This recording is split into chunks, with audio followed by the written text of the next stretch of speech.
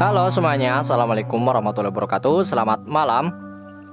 Kali ini saya akan menceritakan sebuah cerita tentang wasiat terakhir mantan dukun setelah dia bertaubat ketika usai didakwakan tentang tauhid. Bagaimana kisahnya? Ada kisah nyata yang bagus. Saya nukilkan dari majalah Al-Ma'arif, sebuah majalah kecil yang diterbitkan oleh pesantren Yatim Ibnu Tamiyah Bogor. Saya dapatkan majalah tersebut dari saudara saya yang kebetulan sekolah di sana. Kebetulan saudara saya juga mengenal pelaku dan orang yang menceritakan cerita ini. Berikut kisahnya. Sebut saja namanya Rustam. Rustam sebenarnya ragu memberikan buku risalah tentang sihir dan perdukunan itu kepada nenek. Apakah nenek mau membaca, memahami, dan kemudian mengamalkannya? Dalam sebuah risalah buku tersebut, barang siapa yang Allah beri petunjuk, maka tidak ada yang dapat menyesatkannya. Dan barang siapa yang Allah sesatkan, maka tidak ada yang dapat memberinya petunjuk. Tiba-tiba Rustam teringat kalimat yang sering diulang-ulangnya tersebut di pesantren tempat ia menuntut ilmu. Lalu kenapa aku ragu memberikan buku ini kepada dukun di kampungku ini? Rustam bertanya kepada dirinya sendiri. Hingga suatu saat Rustam berkunjung ke rumah dukun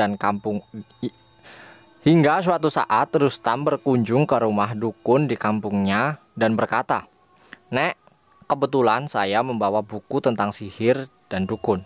Kalau nenek mau, baca saja, Nek. Kalau ada yang tidak mengerti, nanti saya bantu." Akhirnya aku sodorkan buku itu kepada nenek. Panggilan bagi dukun di daerah Dori Ende Flores. "Terima kasih Nak Rustam," jawab sang dukun. Dukun kampung yang sudah berumur 65 tahun itu pun menerima buku kecil tentang sihir dan perdukunan karya Syekh bin Baas yang sengaja ia bawa dari Bogor itu. Rustam pun pamitan dan kembali ke rumahnya yang berjarak hanya ratusan meter. Sudah seminggu Rustam berada di kampungnya, Hoba Kua, yang terletak di Kecamatan Dori Timur, Kabupaten Ende, Nusa Tenggara Timur. Pesantren Yatim Ibnu Tamiyah, tempatnya ia menuntut ilmu agama, selama ini memberi kesempatan kepada santrinya untuk pulang kampung. Alhamdulillah, musim liburan kenaikan kelas Juni 2006, ia mendapat giliran pulang kampung. Kini Rustam masih duduk di kelas 1 I'dad Du'at persiapan dai Pesantren Yatim Ibnu Tamiyah, Bogor, Jawa Barat. Siang itu selepas duhur, Rustam sengaja berkunjung ke rumah nenek. Ia berniat kuat mengajak bertobat nenek yang sudah menjadi orang pintar alias dukun di kampungnya sejak puluhan tahun yang lalu. Sore hari pukul 17.00 waktu Indonesia Timur, alhamdulillah anak laki-laki nenek mendatangi rumah Rustam. Katanya nenek ingin ngobrol lagi. Berikut ini percakapan antara Rustam dengan sang dukun. "Bagaimana bukunya, Nek? Sudah dibaca?" kata Rustam.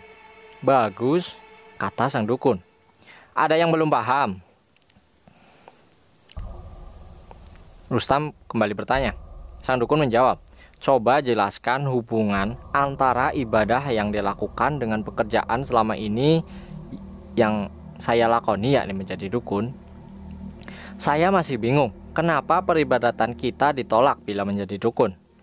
Kemudian Rustam menjawab, "Nek, bukankah Rasulullah mengatakan, barang siapa mendatangi dukun dan membenarkan apa yang ia katakan, sungguh ia telah kafir terhadap apa yang diturunkan kepada Nabi Muhammad.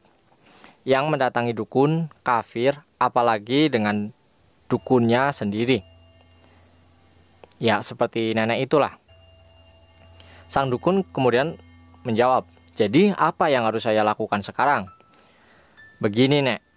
Kan nenek rajin sholat setiap hari, juga ibadah yang lainnya. Agar tidak sia-sia peribadatannya, nenek berhenti saja jadi dukun." "Tapi saya jadi dukun bukan keinginan saya sendiri. Ini warisan dari bapak saya. Selain itu masyarakat sini masih pada datang minta tolong ke saya," lanjut sang dukun. Iya, Nek, betul. Tapi kan bapak nenek dulu tidak tahu kalau dukun itu dilarang dalam Islam. Sekarang nenek sudah tahu bagaimana hukumnya. Kalau ada yang datang minta tolong bagaimana? Nenek bilang saja saya sudah tobat dan tidak menjadi dukun lagi. Kalau mereka memaksa, nenek jelaskan lagi. Ingat, Nek, di akhirat nanti yang akan menyelamatkan kita dari neraka adalah diri kita sendiri, bukan orang-orang kampung sini. Kalau nenek tetap menjadi dukun dan nanti nenek di akhirat disiksa, apakah orang-orang kampung yang pernah mendatangi nenek bisa menolong? Tidak, Nek. Setiap orang nanti sibuk dengan urusan mereka masing-masing. Kemudian sang dukun menjawab, "Iya, Nak Rustam, saya mengerti sekarang. Nenek ingin berhenti menjadi dukun, tapi tidak tahu bagaimana caranya."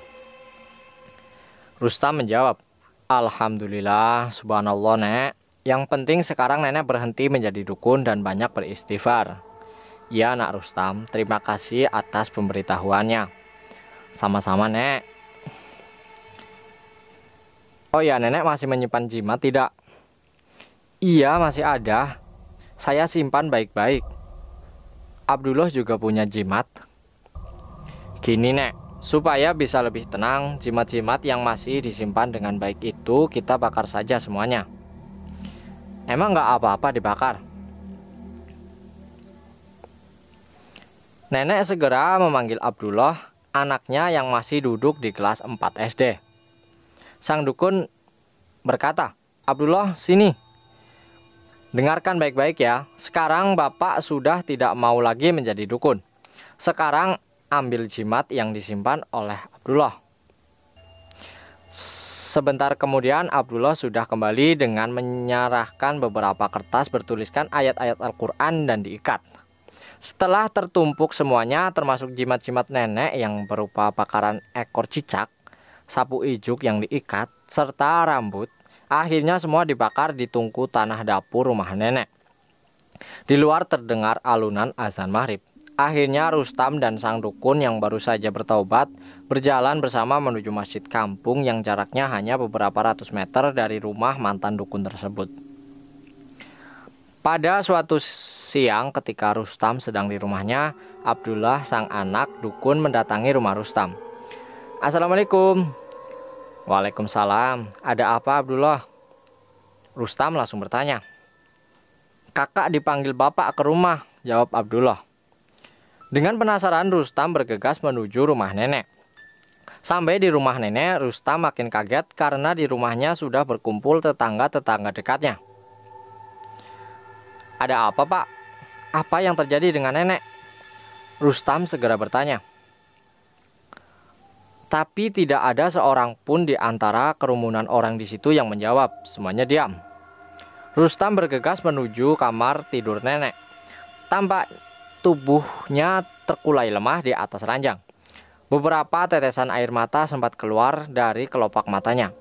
Belum sempat bertanya sakit apa yang diderita nenek, dengan suara lemah dan gemetar ia berkata, "Tolong panggilkan Abdullah dan Aminah."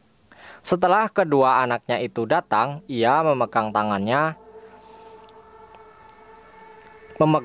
kedua tangan anaknya tersebut. "Nak Rustam, tolong jaga anak saya."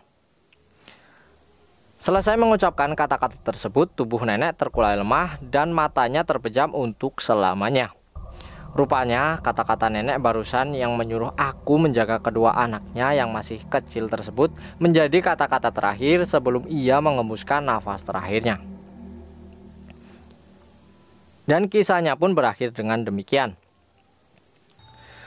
Semoga bisa diambil hikmahnya dan bermanfaat buat teman-teman. Akhir kata saya ucapkan terima kasih kepada teman-teman yang sudah menyempatkan untuk menonton dan mendengarkan cerita ini sampai dengan selesai.